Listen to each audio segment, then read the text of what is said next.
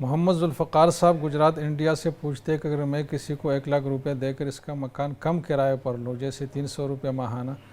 اور اس مکان کو کسی اور کو 3 یا 4,000 روپے ماہانہ کرائے پر دوں تو کیا میرے لیے جائز ہو گیا؟ نہیں۔ تو دیکھیں یہ کام ناجائز ہے، کیونکہ سود صرف یہ نہیں ہے کہ اگر کسی نے کسی کو رقم دی ہے اور اس میں اضافی رقم دینے کی شرط لگائی ہے کہ 1,000 کی جگہ آپ 1,200 دیں گے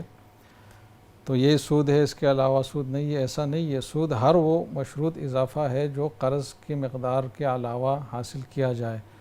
خواہ وہ اضافہ نقد رقم کی شکل میں ہے، کسی جنس کی شکل میں ہے، یا اس طرح کرائے میں ایک بیجا رعایت حاصل کرنے کی شکل میں ہے۔ کیونکہ یہ واضح بات ہے کہ اگر اس کو آپ یہ رقم قرض نہ دیتے تو وہ آپ کو مکان اتنے کم کرائے میں نہ دیتا۔ تو مکان کے جو یوز آف رکٹ ہے، جو منافع ہے، جس کا کرایہ آپ کو دینا پڑتا اگر آپ ایسا نہ کرتے، تو وہ گوئے کہ سود کے طور پر آپ حاصل کر رہے ہیں،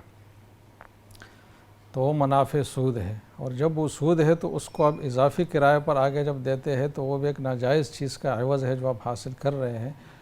تو نہ آپ کے لیے پہلا معاملہ کرنا جائز ہے کہ کم رقم پر یہ کم کرایہ پر یہ مکان لے اس وجہ سے کہ آپ نے اس کو قرض دیا ہے، اور نہ یہ دوسرا معاملہ آپ کے لیے کرنا جائز ہے کہ اس کو آگے کرایہ پر دے کر اس سے کچھ اضافی پیسے کمائیں۔ ایسی صورت میں ضروری ہے کہ دو چیزوں کی ضرورت ہے، دو چیزیں ضروری ہیں۔ ایک تو یہ ہے کہ یہ شرط نہ ہو کہ آپ مجھے مکان کرایہ پر دیں گے،